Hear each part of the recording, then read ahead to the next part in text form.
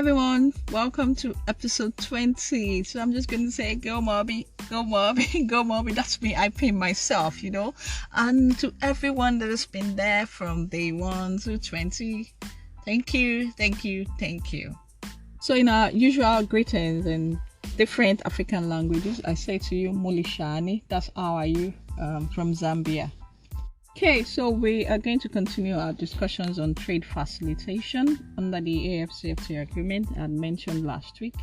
That we will continue today. So trade facilitation, just a quick recap with the process, simplifying the processes for collecting, presenting, communicating and processing data related to international trade. It's basically to expedite import and export procedures and of course movement and clearance of goods.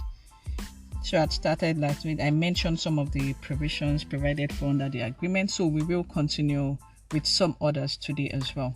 First one I'm going to be talking about today is inquiry points. So state parties are to maintain or establish inquiry points to answer reasonable inquiries within a reasonable time frame in respect of course, import and export or transit. You have to answer inquiries from the state parties or traders or interested parties. So that's to be done within a reasonable time frame. We move on to advanced ruling. So state parties are also to provide written advanced ruling where an application has been made to find out how a state is going to treat a particular product or goods that will be imported into its territory.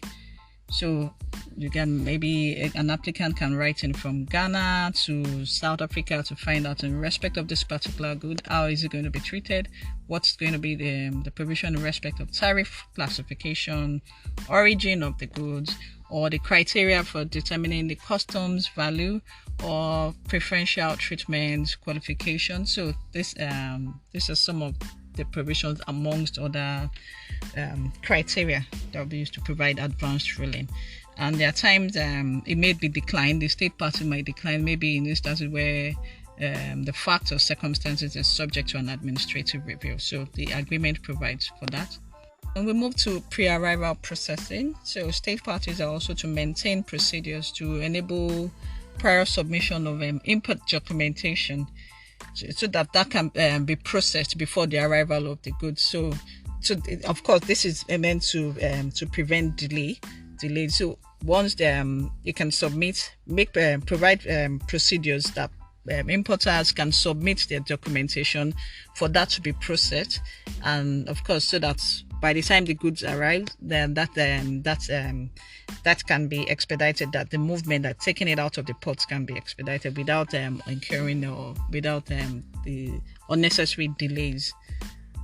Okay, and so the next one we are going to be looking at, and that's the final one today, is electronic payment systems. The state parties are also to adopt electronic payment systems to allow for, apart from, yes, that should be part of the payment options, to pay for duties, taxes or charges to be collected by customs. So make provision for that. So at least these are all this to ensure that clearing of goods or movement of goods, import and export procedures, they move really quick. So I guess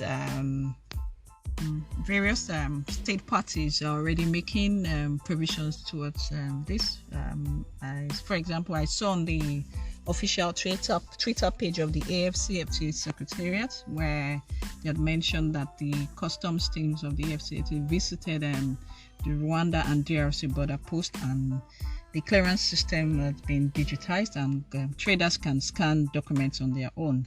So this, among others, I'm sure along the line we start getting to hear of different procedures and processes being put in place by member states, and I'll also share more of that.